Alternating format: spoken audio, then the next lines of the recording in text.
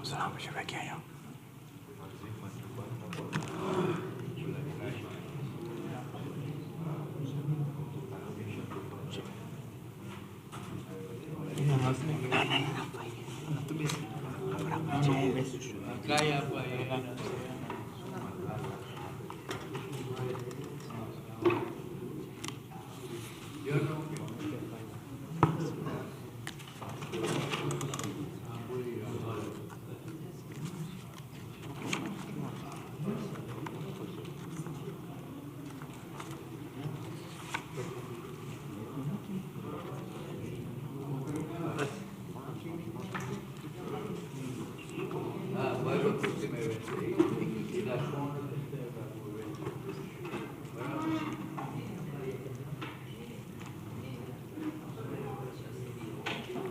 Bismillahirrahmanirrahim. Innallaha malaikatahu yusalluna 'alan nabi. Ya ayyuhalladzina amanu sallu 'alaihi wa sallimu taslima.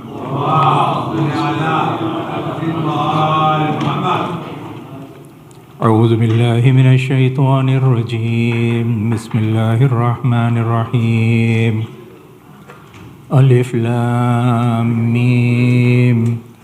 ذلك الكتاب لا ريب فيه هدى للمتقين الذين يؤمنون بالغيب ويقيمون الصلاة ومما رزقناهم ينفقون والذين يؤمنون بما أنزل إليك وما أنزل من قبلك وبالآخرة هم يوقنون أولئك على هدى من ربهم وأولئك هم المفلحون إن الذين كفروا سواء عليهم أنذرتهم أم لم تنذرهم لا يؤمنون ختم الله على قلوبهم وعلى سمعهم وعلى أبصارهم غشاوة ولهم عذاب عظيم ومن الناس من يقول آمنا بالله وباليوم الآخر وما هم بمؤمنين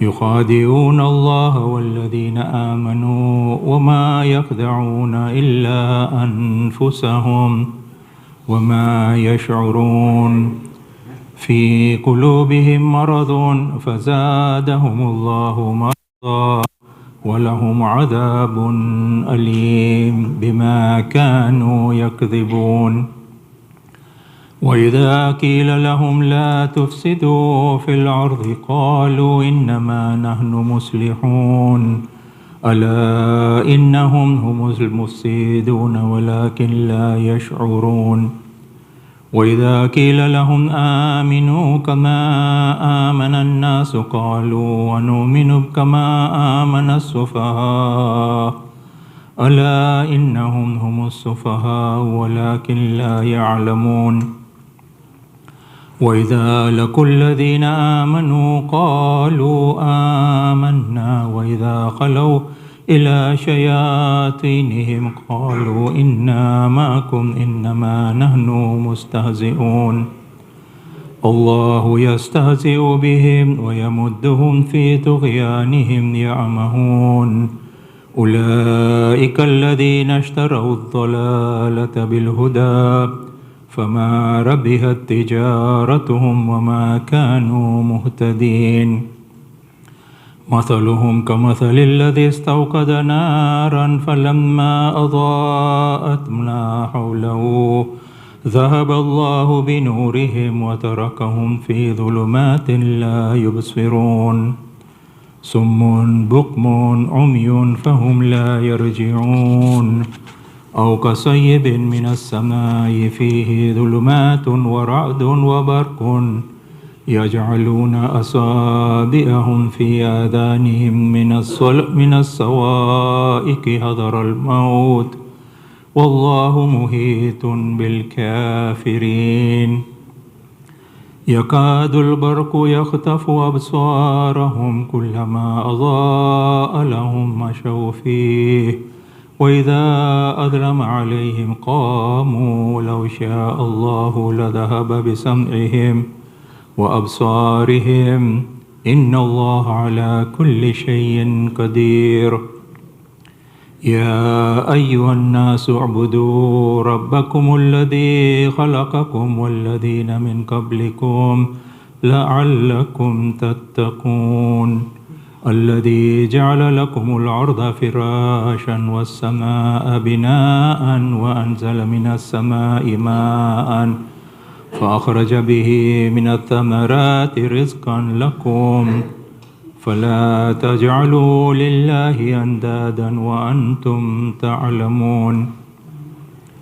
وإن كنتم في ريب مما نزلنا على عبدنا فأتوا بسورة من مثله وادعوا شهداءكم من دون الله إن كنتم صادقين فإن لم تفعلوا ولن تفعلوا فاتقوا النار التي وقودها الناس والحجارة أعدت للكافرين.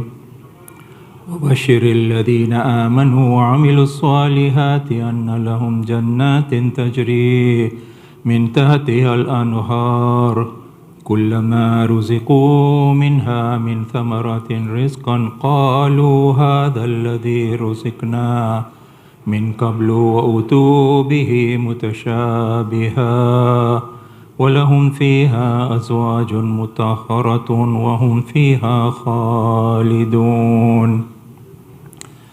إن الله لا يستحيي أن يضرب مثلا ما بعوضة فما فوقها فأما الذين آمنوا فيعلمون أنه الحق من ربهم وأما الذين كفروا فيقولون ماذا أراد الله بهذا مثلا يضل به كثيرا ويهدي به كثيرا وما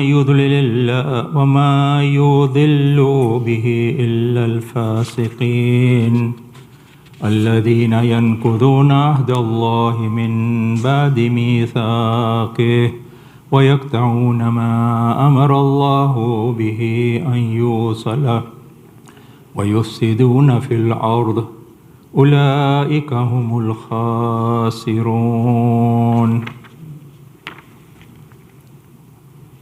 كيف تكفرون بالله وكنتم أمواتا فأحياكم ثم يميتكم ثم يحييكم ثم إليه ترجعون. هو الذي خلق لكم ما في الأرض جميعا ثم استوى إلى السماء فسواهن 7 سماوات وهو بكل شيء عليم. وإذ قال ربك للملائكة إني جاعل في الأرض خليفة قالوا أتجعل فيها من يفسد فيها ويسفك الدماء ونحن نسبح بحمدك ونقدس لك قال إني أعلم ما لا تعلمون. وعلم آدم الأسماء كلها ثم عرضهم على الملائكة فقال أنبئوني بأسماء هؤلاء إن كنتم صادقين. قالوا سبحانك لا علم لنا إلا ما علمتنا إنك أنت العليم الحكيم. قال يا آدم أنبئهم بأسمائهم فلما أنبأهم بأسمائهم قال ألم أقل لكم إني أعلم غيب السماوات والأرض وأعلم ما تبدون وما كنتم تكتمون. وإذ قلنا للملائكة اسجدوا لآدم فسجدوا إلا إبليس أبى واستكبر وكان من الكافرين. صدق الله العلي العظيم وصدق رسول الكريم.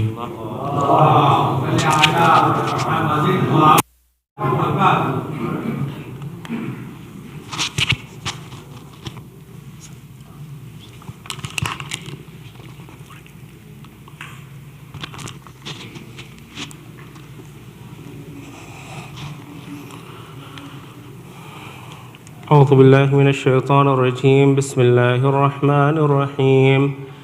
إن الله وملائكته يصلون على النبي يا أيها الذين آمنوا صلوا عليه وسلموا تسليما.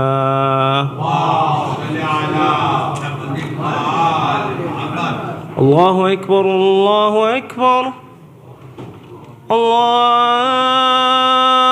أكبر الله أكبر.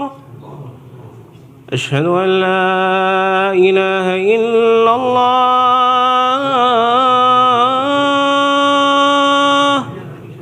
أشهد أن لا إله إلا الله.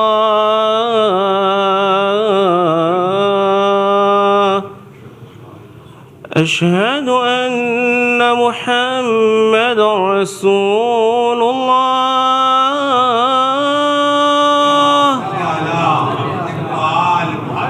أشهد أن محمد رسول الله.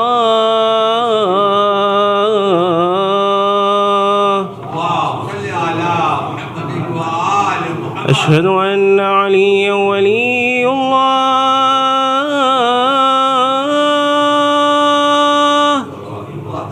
أشهد أن عليا حجة الله.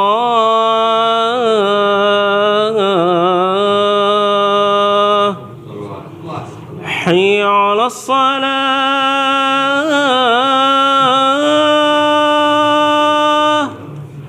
حي على الصلاة.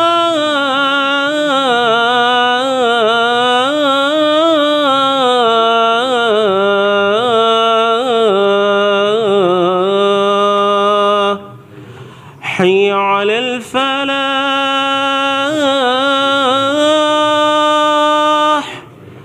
حي على الفلاح.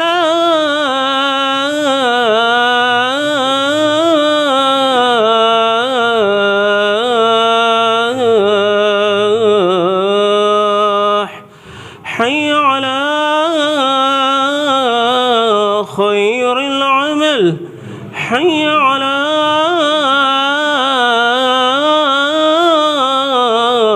خير العمل. الله أكبر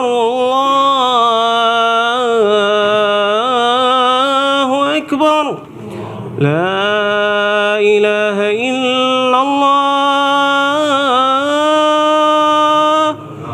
لا إله إلا الله.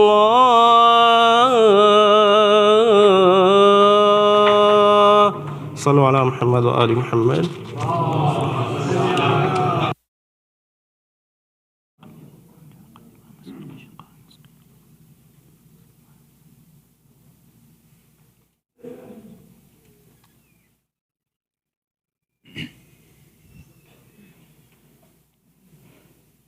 أعوذ بالله السميع العليم من الشيطان اللعين الرجيم. بسم الله الرحمن الرحيم.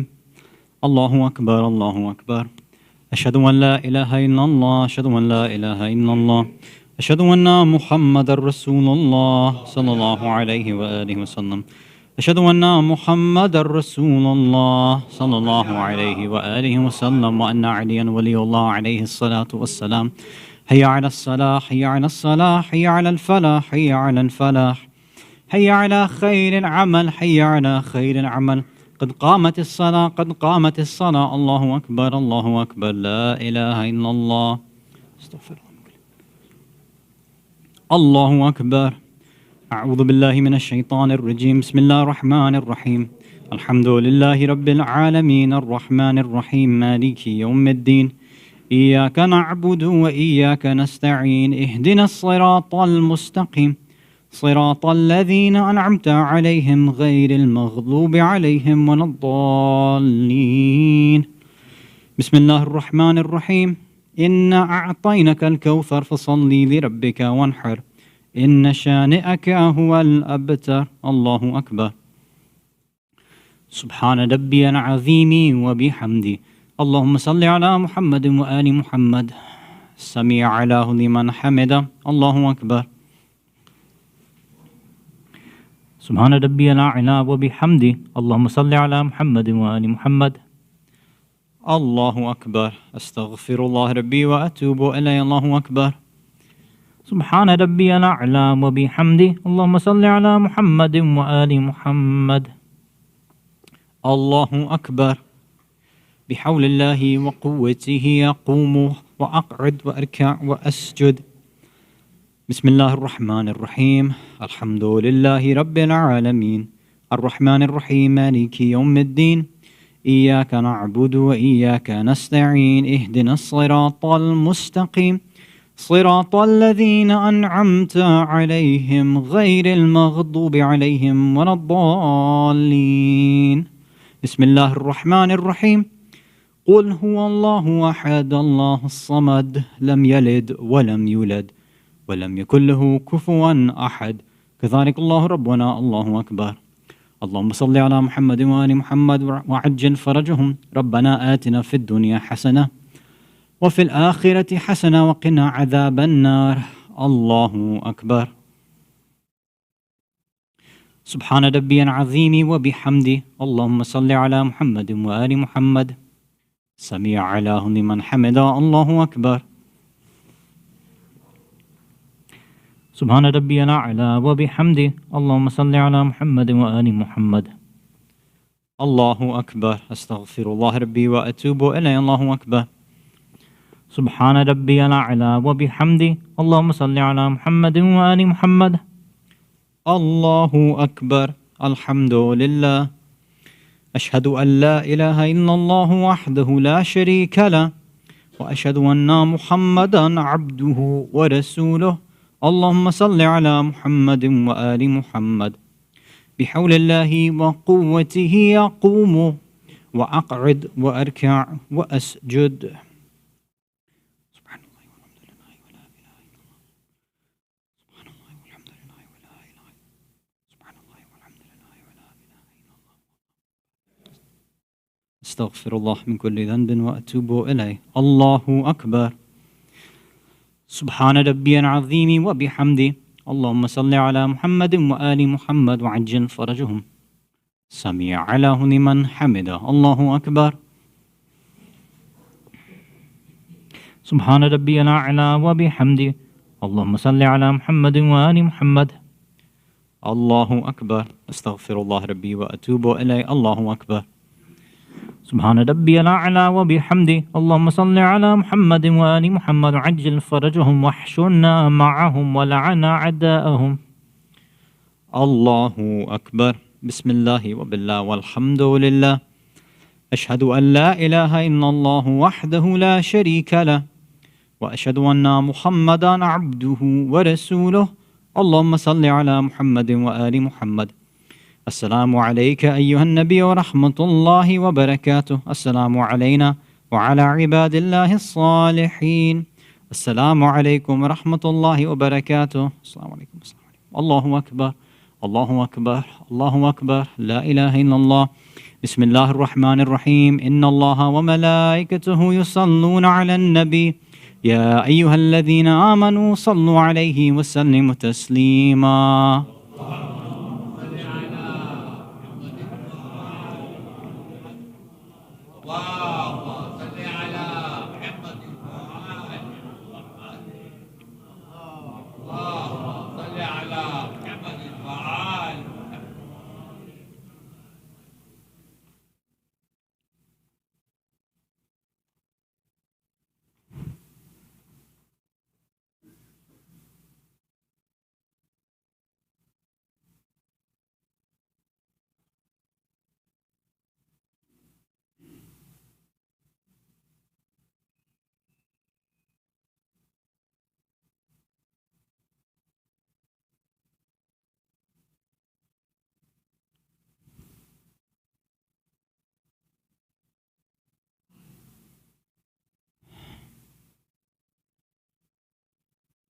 لا إله إلا الله. أعوذ بالله من الشيطان الرجيم. بسم الله الرحمن الرحيم.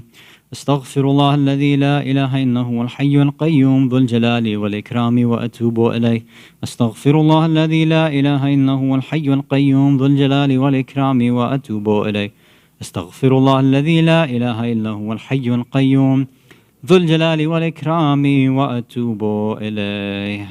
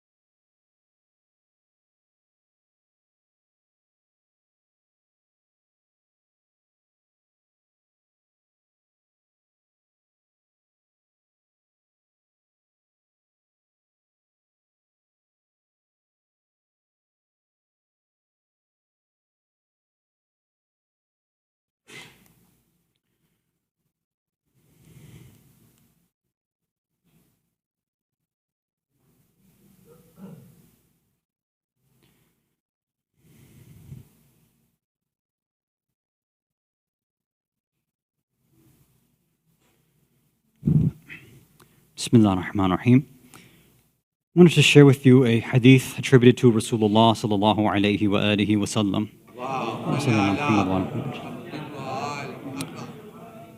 He's reported to have said, ثلاث لو تعلم أمتي ما لهم فيهن. There's three things that if my ummah knew, لضربوا عليهم بالسهام. Literally, that they would shoot arrows at each other. Right? They'd fight amongst one another. First is al-adhan. The second, al-ghudu ila al-jum'ah, running towards Jum'ah. And the third was saf al-awwal. So the companions, when they heard something like this, they were kind of shocked. Like, why are you describing these three things like we're going to fight about it? And, in other riwayat, it explains a bit more what the Prophet was trying to get across. He said, I'm obviously trying to show you the importance of these three things. And the reason I'm using this sort of language, that people, if they knew the value of these three things, they would fight amongst one another to achieve it, is because of the fact, and he mentions this in a separate hadith, that He's like, I'm not saying this to discourage the weak amongst you. I'm saying this to encourage the strong amongst you. Meaning sometimes these sort of encouraging hadith are there for those who we'd call the elite sort of mu'mineen, who sometimes they lack in their practices a little bit, something holds them back, and these type of riwayat are there to push them forward. So we have to figure out, in terms of our practice, in terms of the adab of namaz and salat and things like that, which way do we actually go, right? So the first thing he mentions is adhan.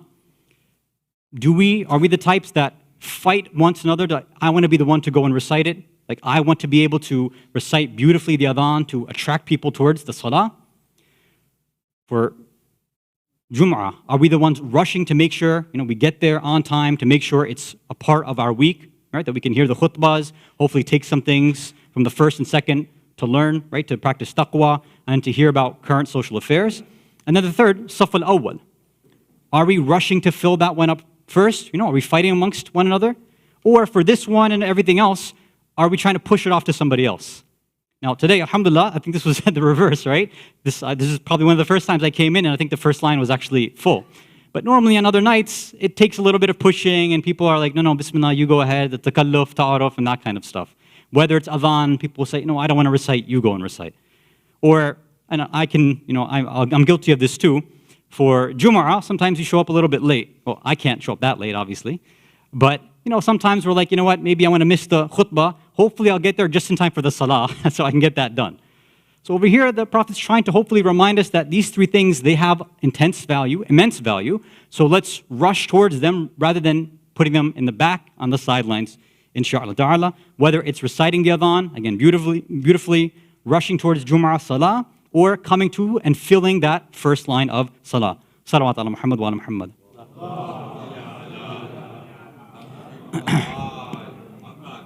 أعوذ بالله السميع العليم من الشيطان اللعين الرجيم بسم الله الرحمن الرحيم الله أكبر الله أكبر أشهد أن لا إله إلا الله أشهد أن لا إله إلا الله أشهد أن محمد رسول الله صلى الله عليه وآله وسلم أشهد أن محمد رسول الله صلى الله عليه وآله وسلم وأن عليا حجة الله عليه الصلاة والسلام حي على الصلاة حي على الصلاة حي على الفلاح حي على الفلاح حي على خير عمل حي على خير عمل قد قامت الصلاة قد قامت الصلاة الله أكبر لا إله إلا الله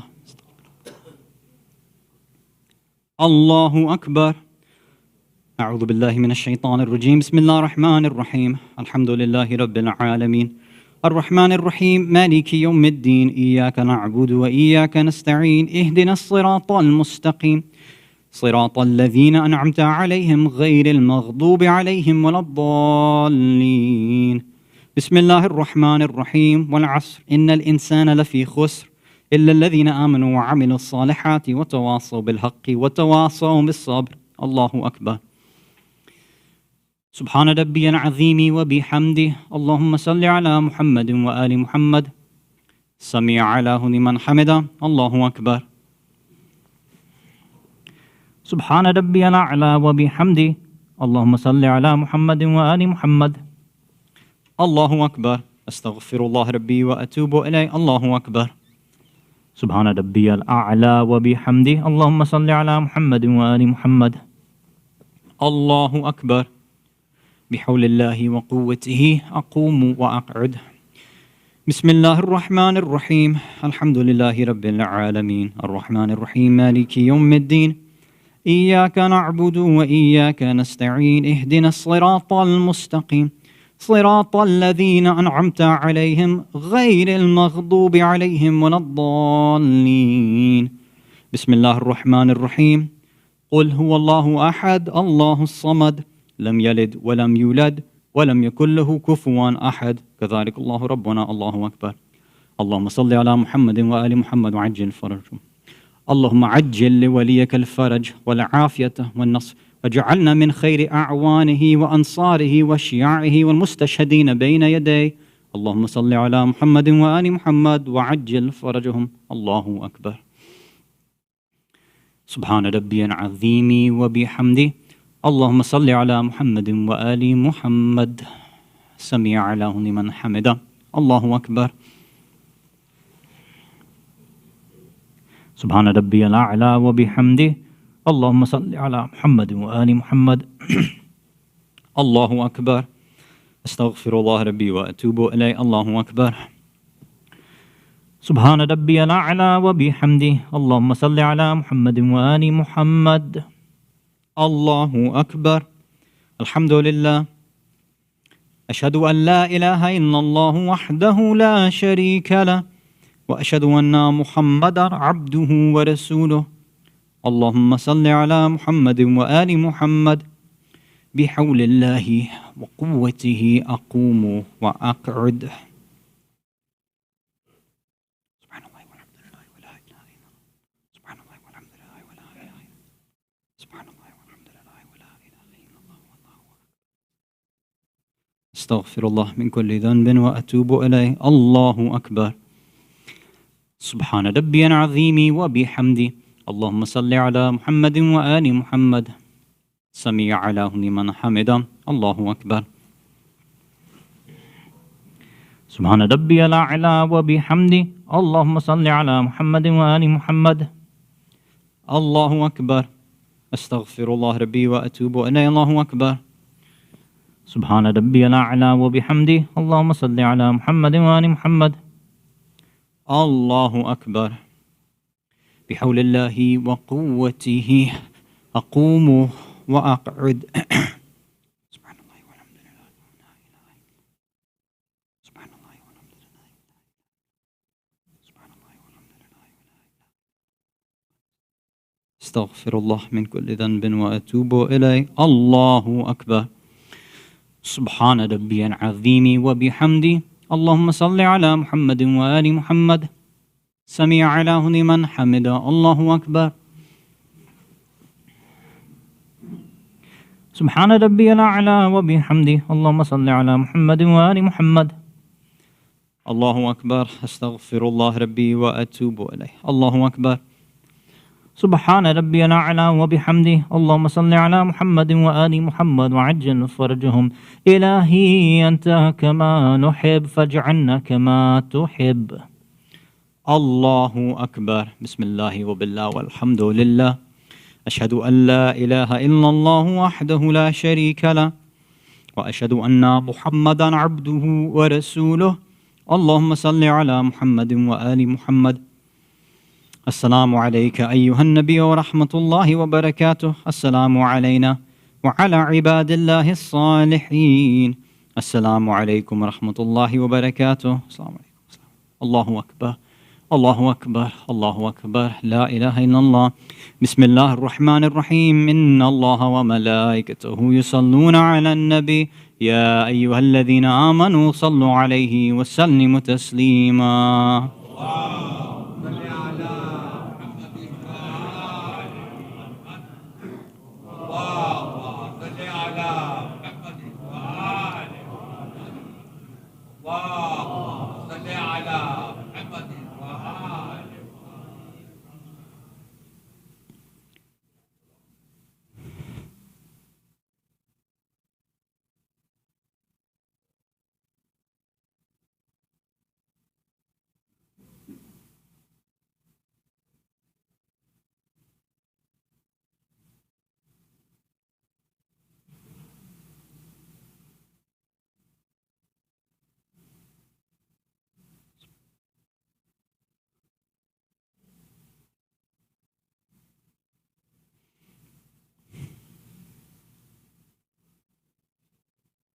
لا إله إلا الله. أعوذ بالله من الشيطان الرجيم. بسم الله الرحمن الرحيم. أستغفر الله الذي لا إله إلا هو الحي القيوم ذو الجلال والإكرام وأتوب إليه. أستغفر الله الذي لا إله إلا هو الحي القيوم ذو الجلال والإكرام وأتوب إليه. أستغفر الله الذي لا إله إلا هو الحي القيوم ذو الجلال والإكرام وأتوب إليه.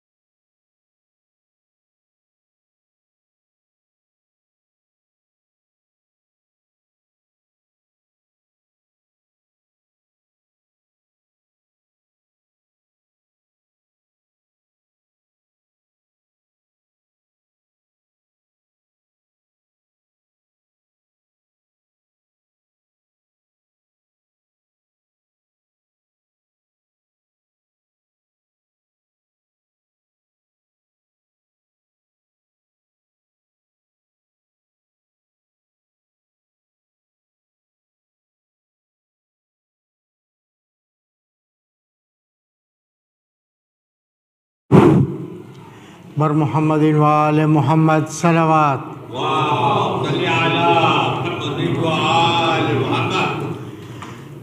حسین لوٹ کے آنا وطن ملے نہ ملے تمہاری لاش کو گورو کفن ملے نہ ملے حسین لوٹ کے آنا.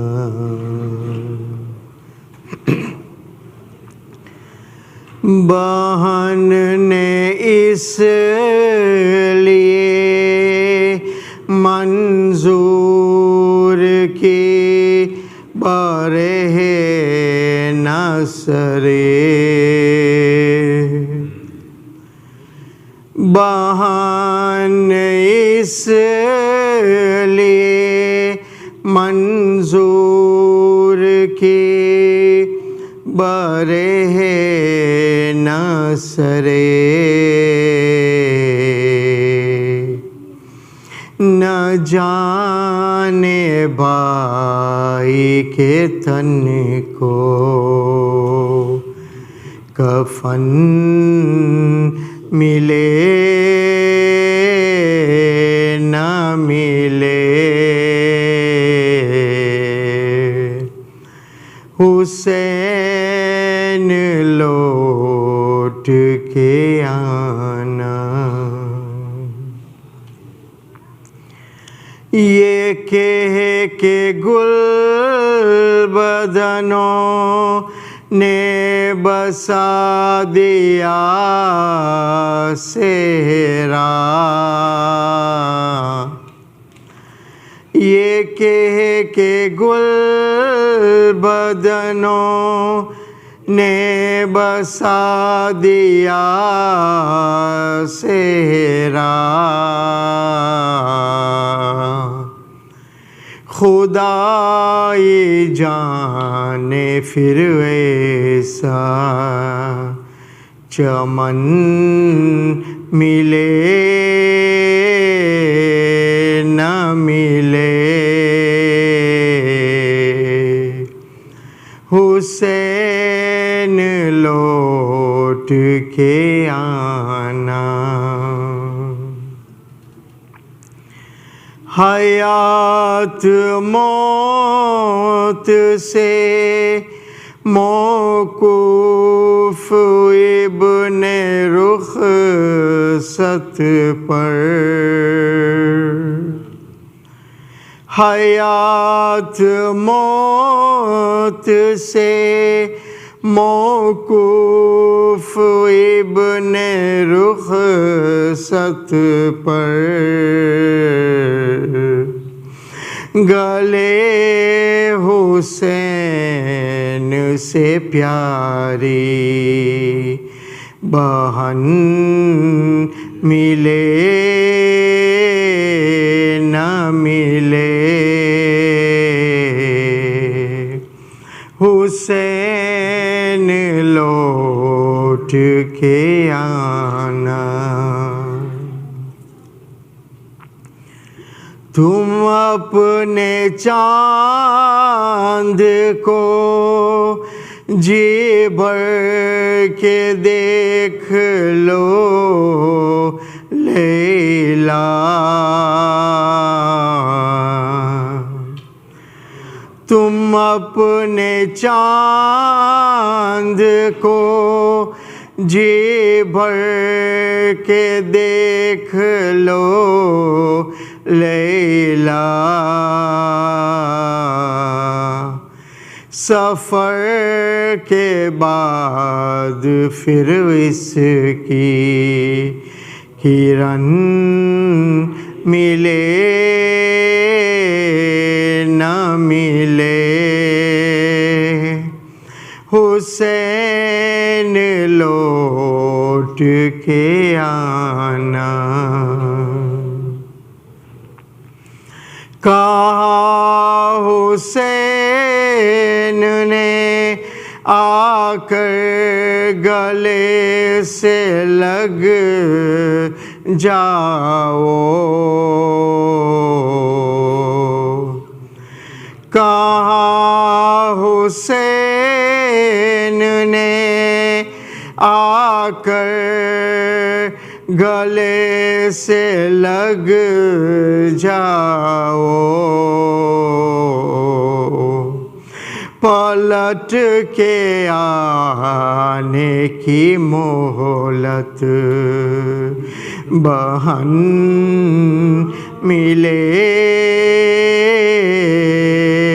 نہ ملے، حسین لوٹ کے آنا، وطن ملے نہ ملے،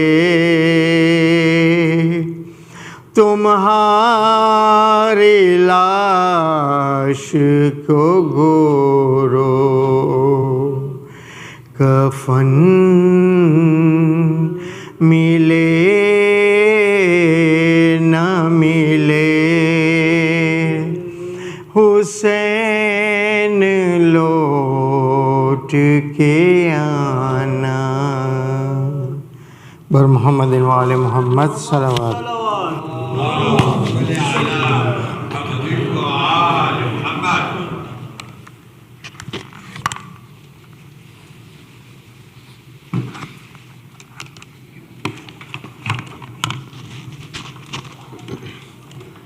Sayyid Hasan Rizvi, respected elders, sisters and brothers in Iman, Assalamu alaikum wa rahmatullahi wa barakatuh. Surah Fatiha is requested for all marhumin listed on the screen as well as all other marhumin. Surah Al-Mubarak al-Fatiha.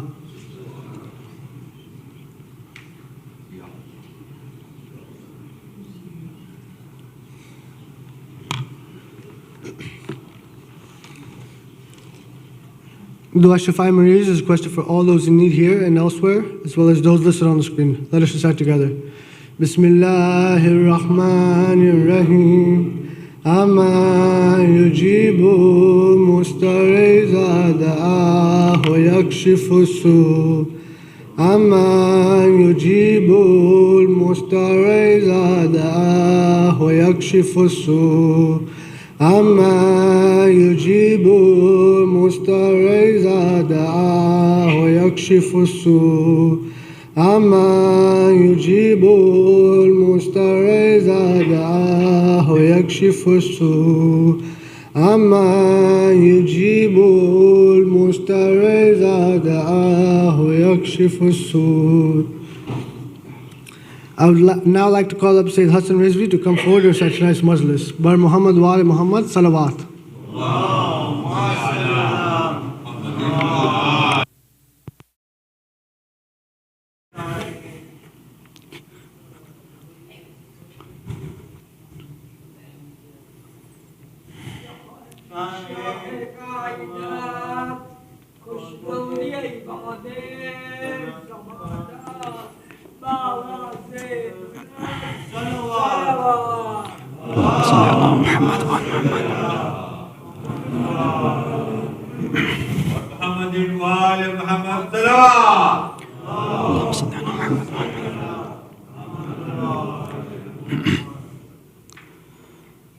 أعوذ بالله السميع العليم من الشيطان اللعين الرجيم بسم الله الرحمن الرحيم وبه نستعين لا حول ولا قوة إلا بالله العلي العظيم والحمد لله رب العالمين والصلاة والسلام على أشرف الأنبياء والمرسلين بالقاسم المصطفى محمد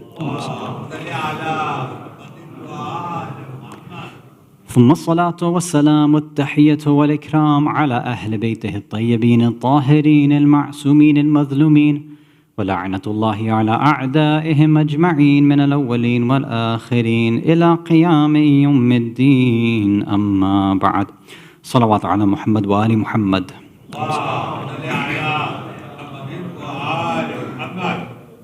Mu'mineen, mu'minat, brothers and sisters in Islam and Iman, Salamun alaykum wa rahmatullahi wa barakatuh.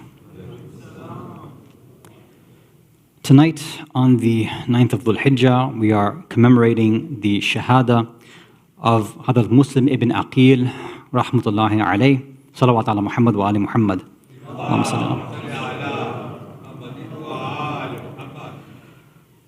We want to continue this subtopic or sub-series that we introduced this past Saturday night, where we are trying to look at the month of Dhul-Hijjah as a sort of preparation for the month of Muharram, for Aza and Azadari. When we think about Muslim, even when we're considering other personalities, even in terms of their, shahada, when we think about the ma'asumeen, still in our minds we can think of fada'il, we can think of positive stories, things like that. But when our mind hears and thinks about Muslim ibn Aqeel, it's very tough to have a positive image in our mind. Because right away when we hear about him, when we commemorate the Shahada, we jump right away to what took place in Kufa. Right away we think about khiyana and betrayal and what took place there that eventually led to his Shahada. We've talked about some of these things previously, right? Because what's on our minds pretty much all the time, every time we think about Muslim ibn Aqeel, or obviously the whole episode and tragedy of Karbala in general, when we hone in and focus on Kufa, right, it's the same kind of, I don't want to say tired trope, but at least the same questions come up. What exactly happened? Why was this a failure? Why did this so-called revolution or uprising, why did it fail? Okay, in Karbala we can understand because of the numerical difference, right? And the objectives seem to have been different in Karbala. But in Kufa, right, the whole plan was for some sort of uprising and overthrow. And we've discussed in previous series these letters, thousands upon thousands of letters being sent. So we've talked about the demographic issues previously. We've also talked about the spiritual illnesses that seem to have caused the betrayal of eventually Imam Hussein, but immediately Muslim ibn Aqeel. What I think what might benefit from tonight is going through some of the other factors that maybe we haven't heard before, but are definitely relevant, and that'll help put some of the historical context, especially when we're talking about our present-day issues. It'll give us maybe some more things to think about. And these have to do with the actual socio-political factors of the Muslims of that time, particularly within Kufa. So these same things that we'll discuss tonight may or may not apply to other areas where the Imam got letters from. For example, Basra, right? They had their own set of issues. Medina had its own set of issues. Mecca had its own issues. But Kufa in particular is where we kind of, hyper-focus. So I want to talk about these specific issues tonight. And the starting point will be, because, a lot of us, when we think of the uprising as a failure, the reason why that failure actually should hurt us more when we hear about it is because it actually was on its way to become a successful uprising, qiyam, and revolution. They were very close to overthrowing Ibn Ziyad. Very close. Remember, all these letters were there, so these supporters, they came out with Muslim. They were ready to storm the palace of Ibn Ziyad and take it over. So, in the beginning, this seemed like it was a successful mission. And if you remember, when we talked about this last year, when we talked about one group of individuals who had sent letters a bit later to Imam Hussein alayhi salam, that group, because they saw the possible and eventual success of this qiyam and uprising, they said, let's jump on the bandwagon. Obviously, these Shias, quote unquote, or these followers, the Alawis, they're going to take over. So although we may not really care so much, we might as well jump with them, right? At the last second, they decide, let's send some letters too. We don't want to be on the wrong side at the end of this. So let's send our bay'ah to Hussein ibn Ali, and that way we'll be okay when he comes here. In their minds, in many Kufans' minds, they said, look, that's what's going to happen. Given the popularity that Muslim had, given all these leaders coming and giving bay'ah, the leading fuqaha and the scholars of that time, all supporting Muslim. So when we hear about the failure of it, again, we have to figure out what exactly went wrong. Where we can start off is first looking at one of the first speeches that Ubaydullah ibn Ziyad, la'natullah alayh, gave when he entered Kufa. Because we know previously there was someone else who was the governor, Nu'man ibn Bashir. Then he was deposed, they got rid of him, Yazid removed him, and then installed Ibn Ziyad instead. So when he enters in, most of you remember the history as he pretended to be Imam Hussein. Then, he revealed who he really was, right? And there's a reason for why he did that, obviously. And then he began to speak to the individuals. So in the history books, this is either the first speech that he gave once he revealed himself, or he said, okay, now that I've seen who you are, and now that you know who I am, we are gathering at the masjid, and then I'm going to address you over there. So I want to just go through some points in his speech. To begin with, if you can recite a salawat ala Muhammad wa ala Muhammad.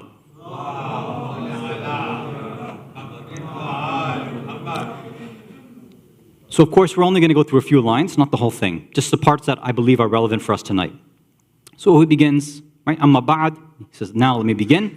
فَإِنَّ أَمِيرَ الْمُؤْمِنِينَ أَصْلَحَهُ اللَّهُ. He says, so verily, Amir al-Mu'mineen. Obviously, he's talking about Yazid, and he says, أَصْلَحَهُ اللَّهُ. May Allah make him prosper. But obviously for us, we say, لَعْنَةُ اللَّهِ عَلَيْهِ. وَالَنِي مِسْرُكُمْ وَثَغْرُكُمْ. He has given me wilaya.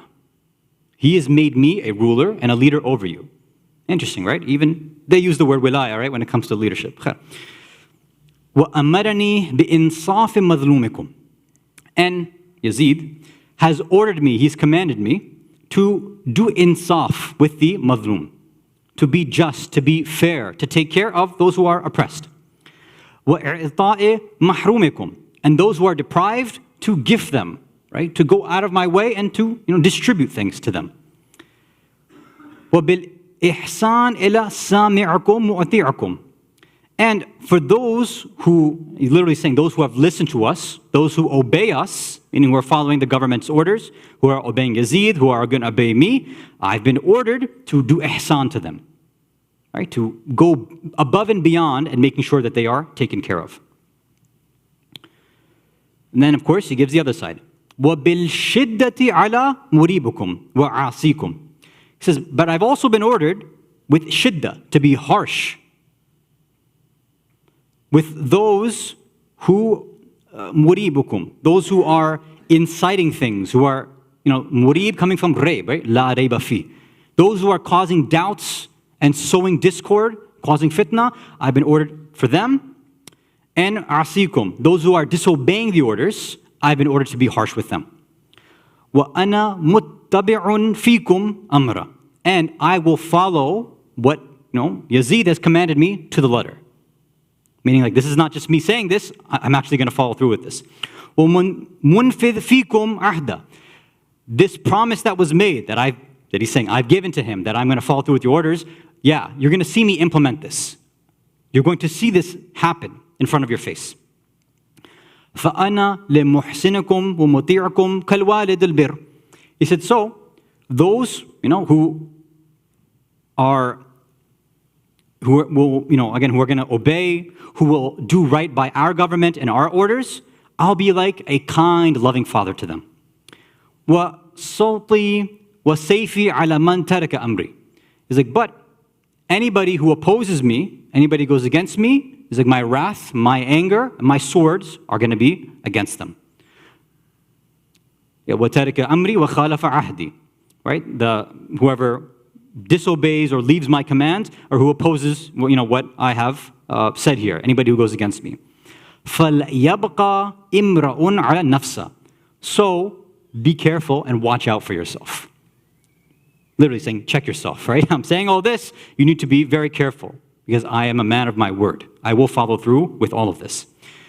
Now, most of this I don't think should be surprising for those who may or may not have gone through the history. We know that he had these thuggish tactics, that it was intimidation, he imprisoned people, he killed people. We know all of that.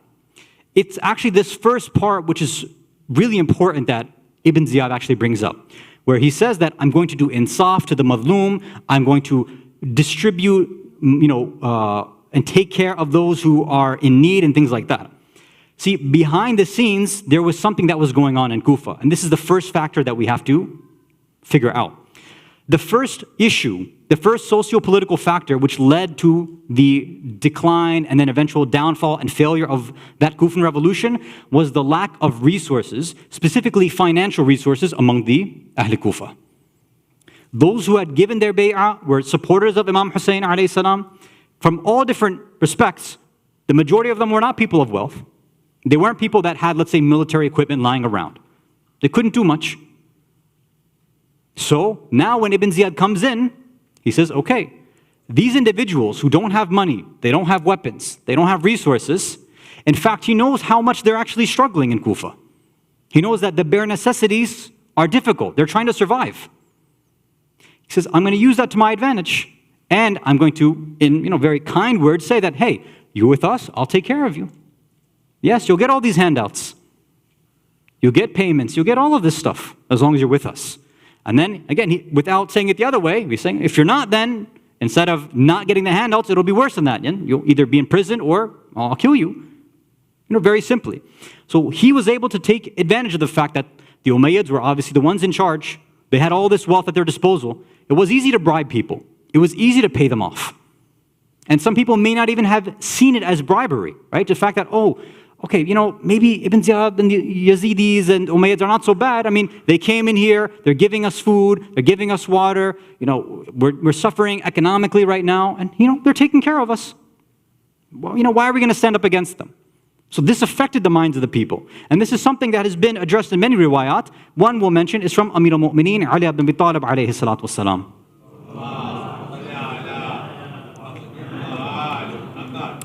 He's reported to have said, ضرورات الأحوال تذل رقاب الرجال.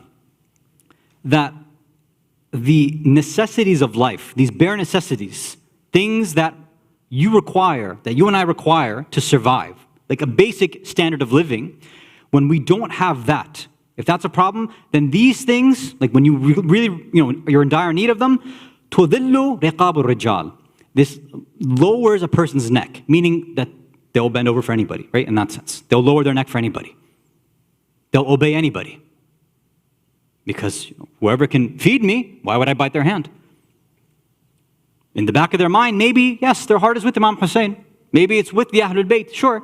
But they're like, yeah, but this person, they're feeding us right now. They're taking care of my family. Do I really want to get involved in this conflict?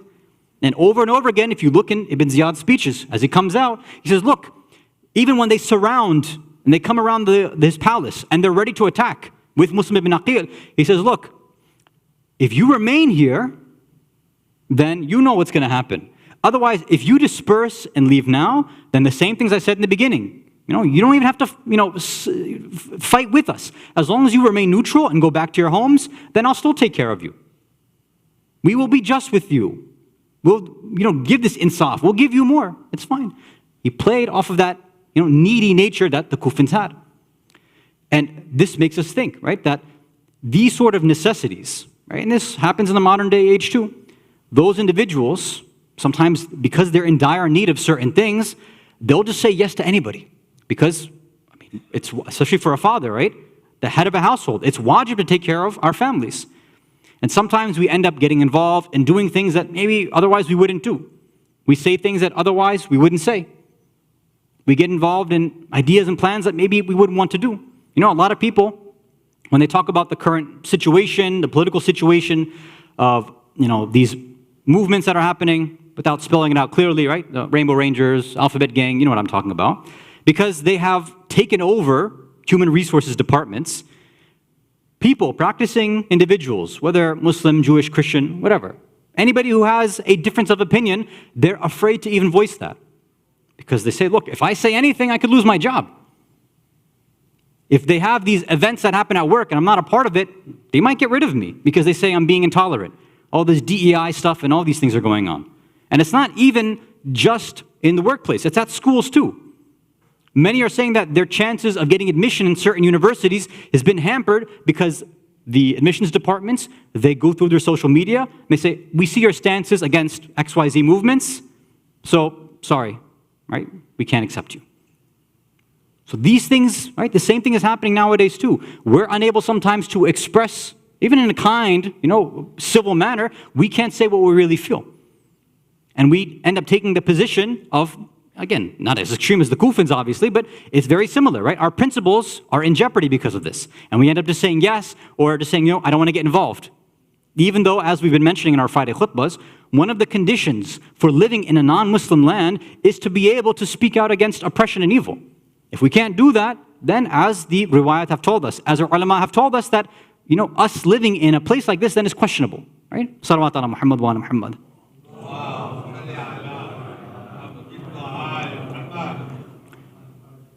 So through this lack of resources, this lack of financial planning and organization that the Kufans had at this time, Ibn Ziyad and the Umayyads were able to take advantage. And then this will bring us to the next point. The first, of course, as we mentioned, feature or problem that led to the failure of the revolution and the uprising was these financial issues and lack of resources, which then again caused lack of organization, lack of planning and strategy, many things.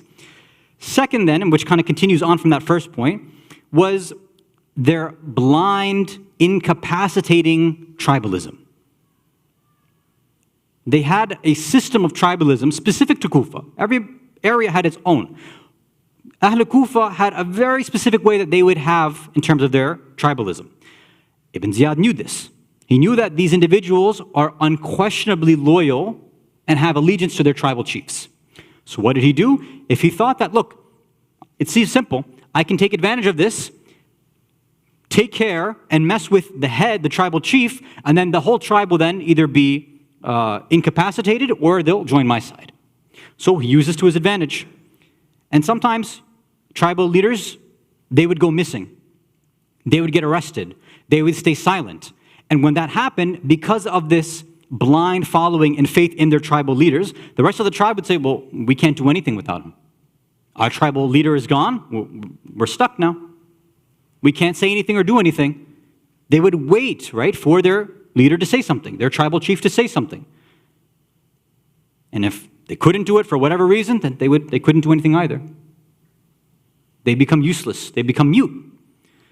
So sometimes Ibn Ziyad would silence them, put them in jail, pay them off, and that based on that weakness, that hesitancy that they had, that affected the whole tribe, right? It was kind of, what's the word I'm looking for here, right? It came down to them. It was like a trickling effect, right? And this is where now, if you keep in context these sort of tactics that were used, now when you see, again, Ibn Ziyad's speeches, and then you also see, as Imam Hussein alayhi salam is going down, right? He's making his way towards Kufa.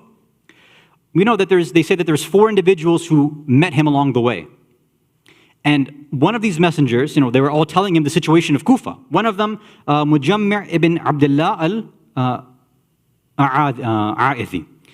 So he came there, and they're all pretty much saying the same thing. But what he had told the Imam is this: Amma ashrafun nas. He's like, regarding the nobles, meaning the heads, the elites, the chiefs, faqad udimat rishwatuhum, that they have been given esteem through bribes. Right? It was a fancy way of saying that, yeah, they've been paid off. So whatever you think you're walking into, Imam, these tribal leaders have been paid off. وَمُلِئَتْ غَرَارِهُمْ. Their pockets have become full. يُسْتَمَالُ وُدُّهُمْ. And now their wood, their love for you has been redirected. It's been changed to a different direction. وَيُسْتَخْلَصُ بِهِ نَصِيحَتُهُمْ. That whatever, all that nasiha that was given before to them, it's done, it's gone, it's been removed. Right? So whatever your heart was filled with before, what their hearts were filled with, your love, your obedience, Imam, that's been cut out, that's been gone, it's been substituted and replaced now with money. They've been paid off. And this is just the elites he's talking about. And he says, فَهُمْ أَلْبٌ وَاحِدٌ عَلَيْكَ. They have now all united and become one group, one assembly against you. All these tribal chiefs now are working together against you because of this payoff that's happened. وَأَمَّا سَائِرُ النَّاسِ بَعْدِ. Okay, so that was the elites. Then he wants to tell the Imam, what about everybody else? فَإِن, and these are the sort of famous lines we've heard by poets and other people.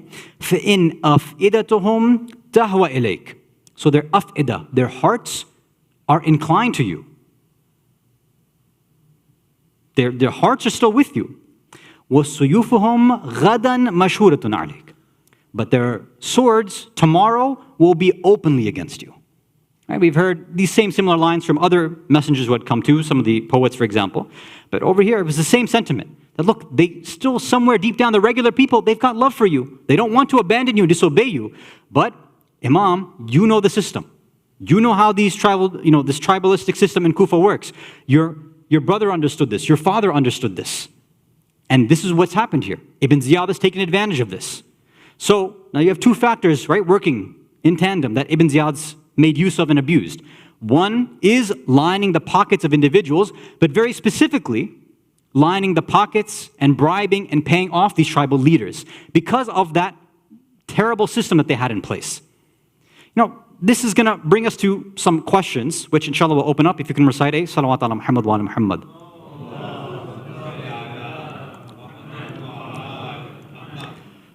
We're saying over here, as we're analyzing, that the problem was blind faith and blind following of their tribal system. This idea of blind faith and blind following, it's a topic that's usually brought up a lot, right, among Shias. Because on one hand, you have some individuals on, let's say, one side, who bring it up in terms of marja'iyya and taqleed. Like, oh, that's blind faith. Right, so are we supposed to understand from this that, don't follow the ulama, don't go with what the Hawza says, don't follow the maraji, don't do blind faith like that? Well, the principle is a bit different. I don't want to completely open it up tonight, but this idea is different. Right? The way that a tribal leader and chief is making their decisions is much different than the way that conclusions and books and articles and ideas are coming forth from the Hawza. Right? When you have a body of knowledge and scholarship that's coming out with things, they have an internal checks and balance system. Right? So this is usually why when you hear something that is strange and it comes from outside the Hawza, well, that's where questioning and doubt is like, okay, well, what's happening over here?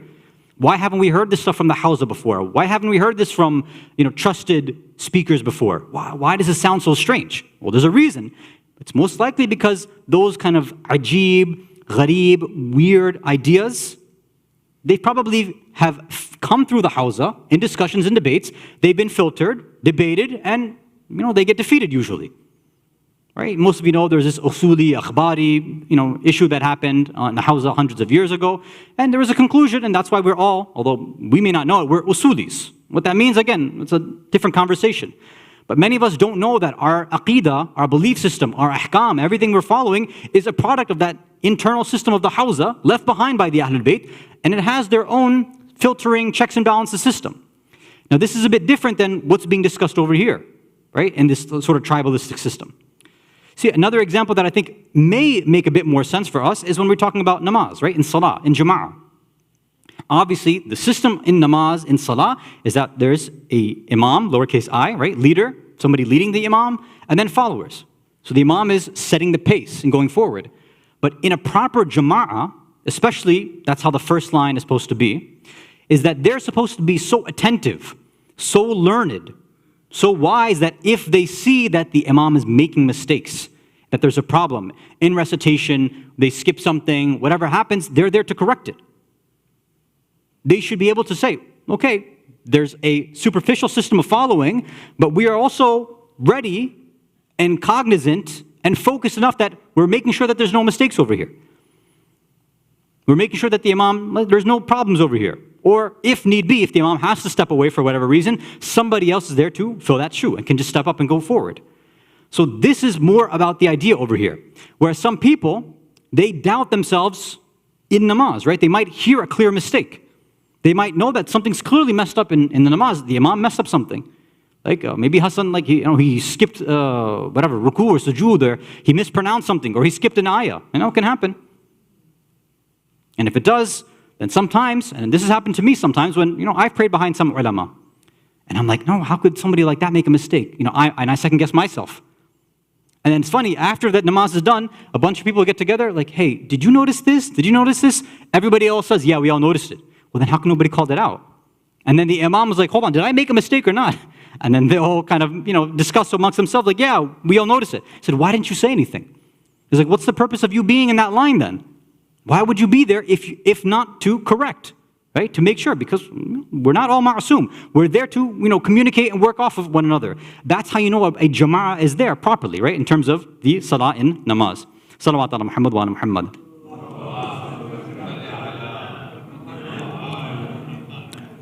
Even though the Umayyads are obviously Ahlul Batil, they're in the wrong, they're oppressors, they were able to get this principle right. They have somebody, Nu'man ibn Bashir. He's there when Muslim ibn Aqeel comes into Kufa. Muslim is rallying people. They're gathering at houses. They're talking about uprising and qiyam and all of this stuff. And people are telling, hey, Nu'man, you're the governor. Do you see what this guy Muslim is doing? He's trying to start a revolution. And he's like, no, leave him alone.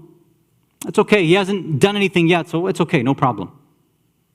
And there's many reasons for why. We've talked a little bit about the personality of Nu'man last year, so I don't want to speak about that again. But there was some goodness in his heart. He wasn't this like super evil person. Not everybody in the Umayyad Empire was like, this villain. He was somebody that, kind of understood. And I think what some ulama say is, look, he had a place in his heart that was inclined towards the Ahlul Bayt, and he didn't want to overstep his bounds. Right? Most of these people, they didn't want to go against Imam Hussein. So Nu'man's like, nah, it's okay, just leave it alone. But the other power-hungry Umayyads that were there, what did they do? They said, our leader, our chief, this governor is weak. He's not showing force. We're going to go tell Yazid. And they sent a letter to Yazid, and they said, look, if you don't remove him right now, if you don't get rid of Nu'man, you've lost Kufa. If you lose Kufa, and then Hussein ibn Ali comes here and takes over, say goodbye to the Umayyad Empire. They knew all this. They figured it out. So yes, it wasn't like namaz, but they understood that system of leadership. They saw a weak leader, and they're like, no, Yazid, you got to get rid of him. They kept him in check. And what happened? For them, it worked. Yazid immediately, because of the advice of his father, Muawiyah, he got rid of Nu'man and then called in Ibn Ziyad. Because Muawiyah had told Yazid, whenever you need to show force, whenever you see some sedition or fitna and people are trying to stand up against you, Ibn Ziyad is there to take care of it. Because this person has no morals, no scruples, he'll do anything. And that's the kind of person you want in a place like that. And that's why he sent Ibn Ziyad. In fact, most of us hopefully will remember, Ibn Ziyad before Kufa, he was in Basra. You know why he was in Basra? Because there was almost a qiyam and revolution over there too. Ibn Ziyad was there to stop all of them as well. So you notice, right, there's a pattern that's being followed over here. These individuals, although they are the people in the wrong, they are the zalimeen, they figured out that we need to have wealth, we need to have resources, and we need to make sure we're keeping our leadership in check based on our principles. Now, we obviously have principles of truth. So we also have to do the same thing, right? In terms of, not just blindly following sometimes organizations and ulama. They can make mistakes. I make mistakes all the time in terms of fatawa, things like that. I can get it wrong. And it's good when somebody says, no, I think you might have messed that up. And then they keep me in check, and it's good. I can go reread and double check it, right? That's the way it should be. That can only work if both of us together, meaning the community and myself, we're all sort of trying to increase our level of learning and knowledge and keep each other in check. You see, the Shias of that time, they didn't have this. We've talked about Sulaiman ibn Surad, right? The eventual head of the Tawabin. He was the head faqih at that time because of his ineffective action. Because although he sent a letter to the Imam, when Muslim had come there, then nothing. He went back on his word. Khiyana, betrayal there. The Shias should have immediately gotten rid of this guy. And should have figured out, okay, we need somebody else that's actually going to keep going. We need to push along this movement. But they didn't do that. So we have to make sure that we are not following the same thing. There's a few other points that I want to end with, which hopefully will talk about and explain more of how we want to prepare ourselves. And this time, as we're talking about this pre-Muharram prep, I want to share first a hadith from Rasulullah sallallahu alayhi wa alihi wasallam.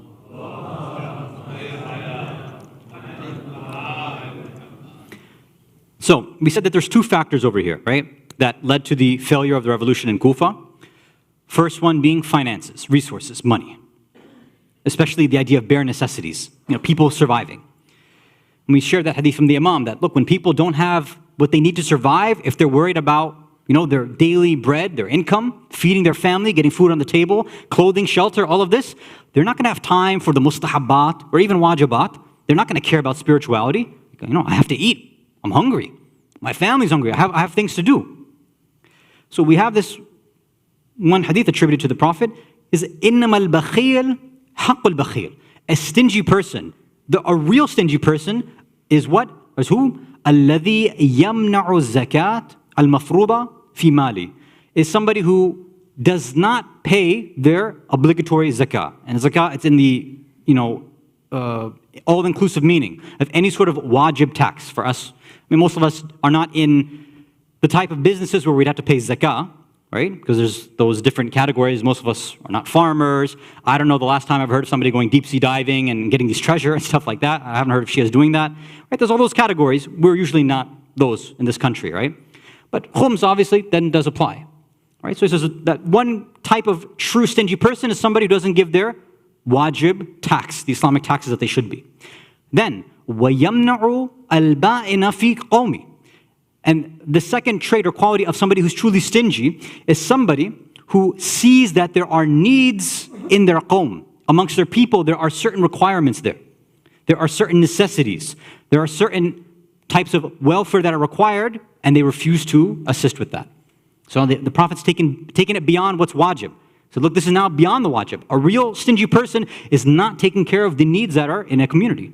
They're not going above and beyond. And he, adds to that, وَهُوَ فِي مَا سِوَى ذَلِكَ يُبَذِّرُ.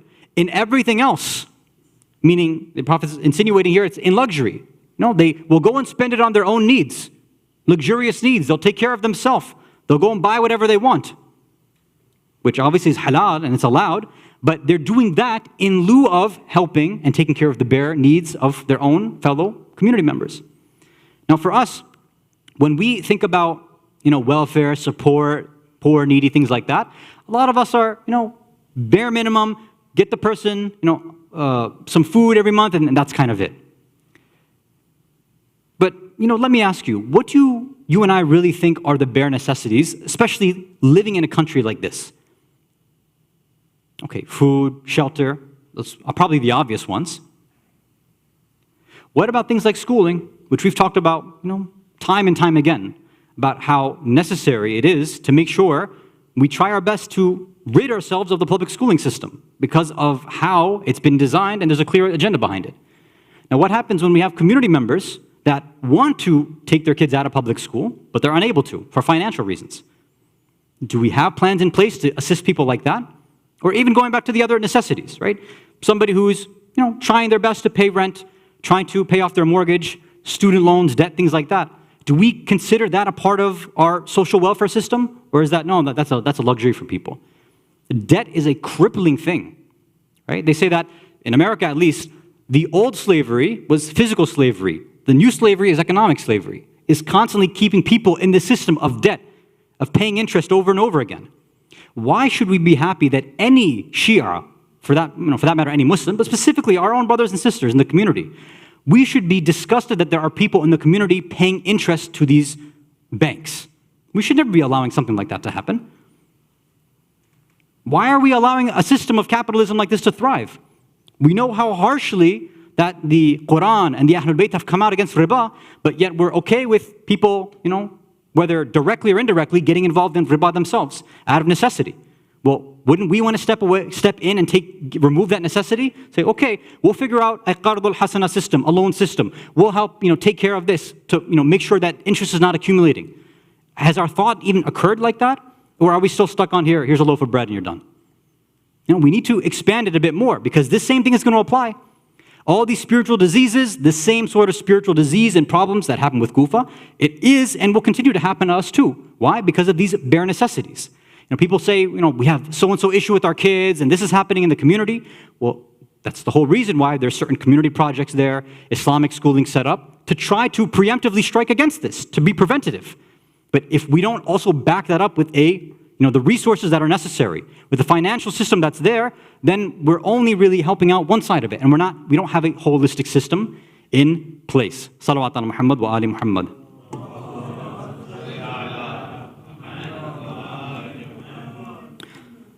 So, what we had discussed tonight, as we were trying to, from a different angle, analyze the failure of the Kufan revolution after it had initially gained traction and success, was that number one, there was an issue in finances, in resources.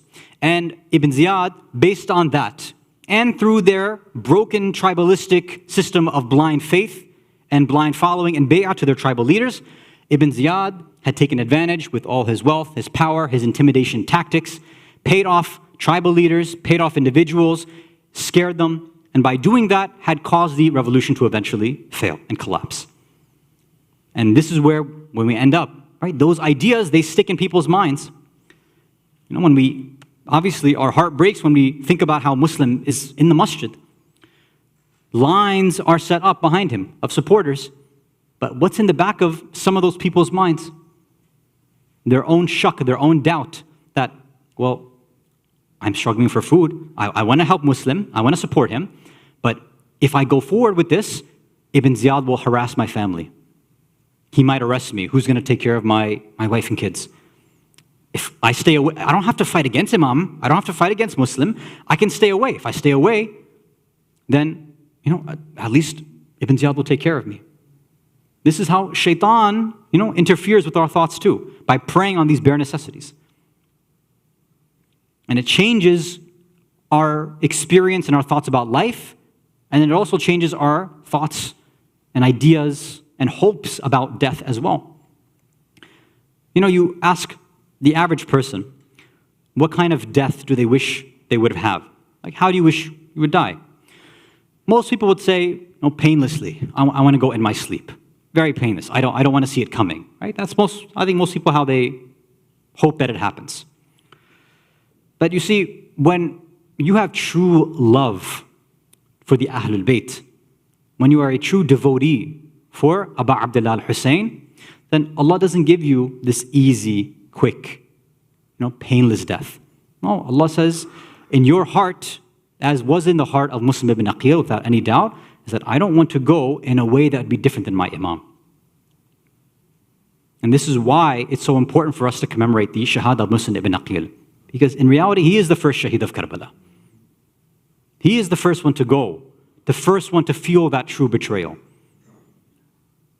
the first one to be denied water.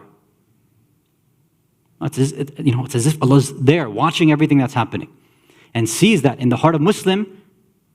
I'm sure if he knew that his Imam would go without water, then of course Muslim doesn't want to drink water as well. And that's why we read in the history books that when that water was given to him, as he's in front of Ibn Ziyad, they say a drop of blood falls into it and makes that water najis. Now, he could obviously rationalize that, I'm thirsty, whatever, but he doesn't, obviously.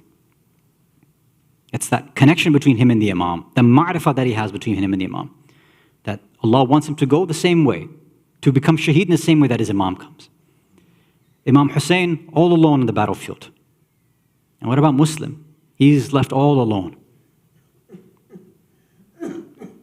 First, they abandon him in the masjid, little by little. As they make their way through the streets, they can't even tell it to his face. They sneak away from him, one by one.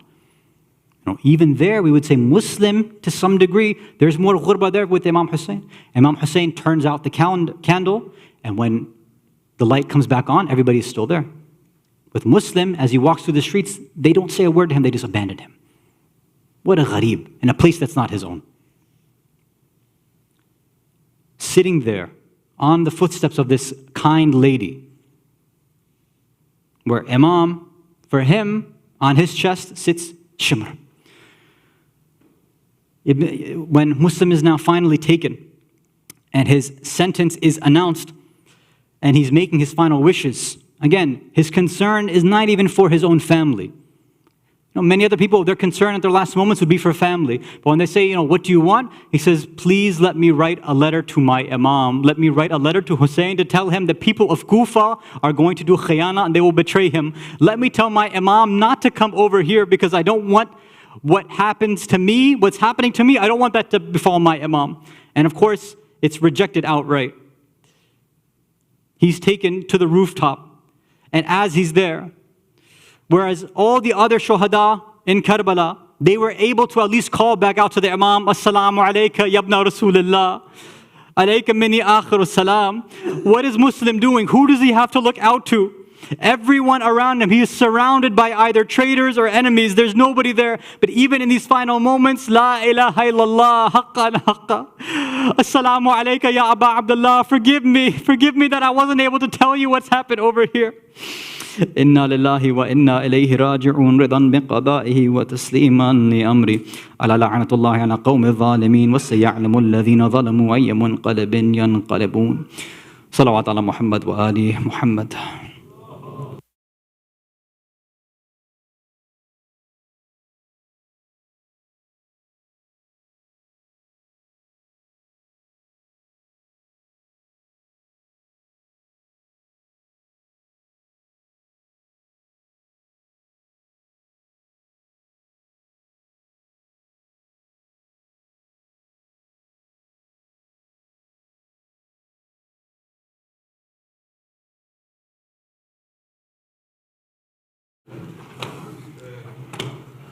ہم رہے یا نہ رہے یہ عزاداری رہے شمع سے شمع جلے سلسلہ جاری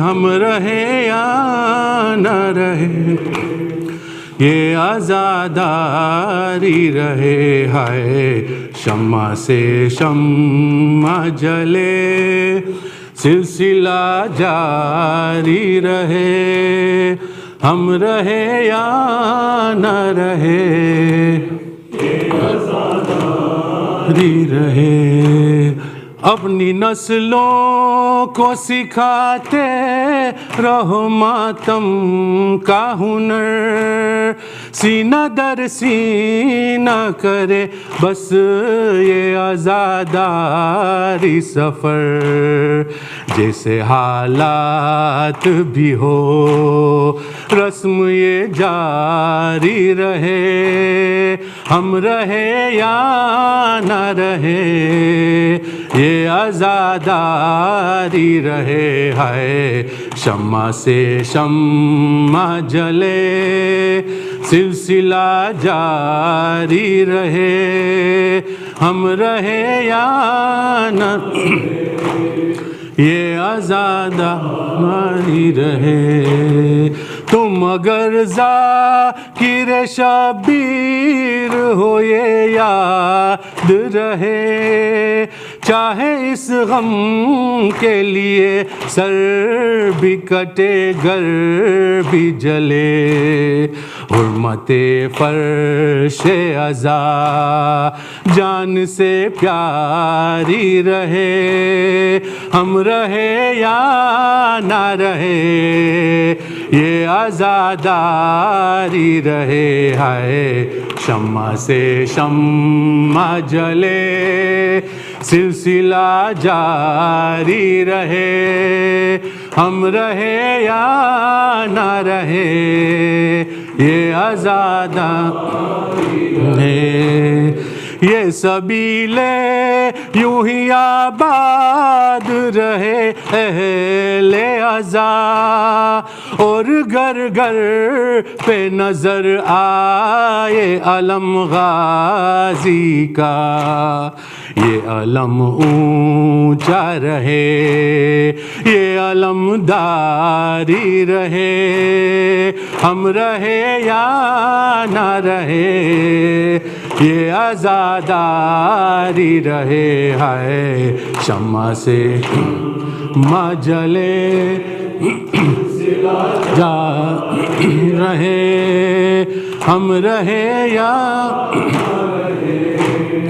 یہ عزاداری رہے ہے اپنے گھر میں بھی عزا خانہ سجانا ہے مجھے اپنے بچوں کو عزادار بنانا ہے مجھے تاکہ اس نسل میں بھی تعزیہ داری رہے ہم رہے یا نہ رہے یہ عزاداری رہے ہے شمع سے شمع جلے سلسلہ جاری رہے ہم رہے یا نہ رہے یہ عزاداری رہے مجلس شاہ کی زندہ میں جو بنیاد رکھی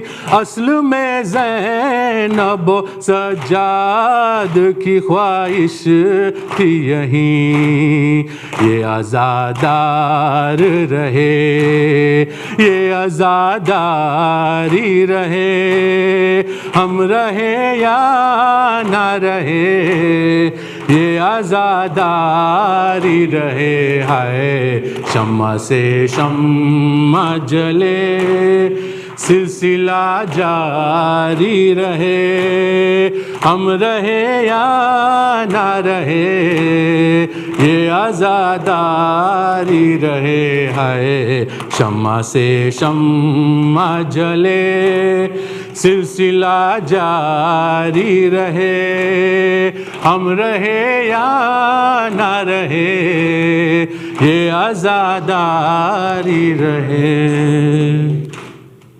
سورۃ المبارک الفاتحہ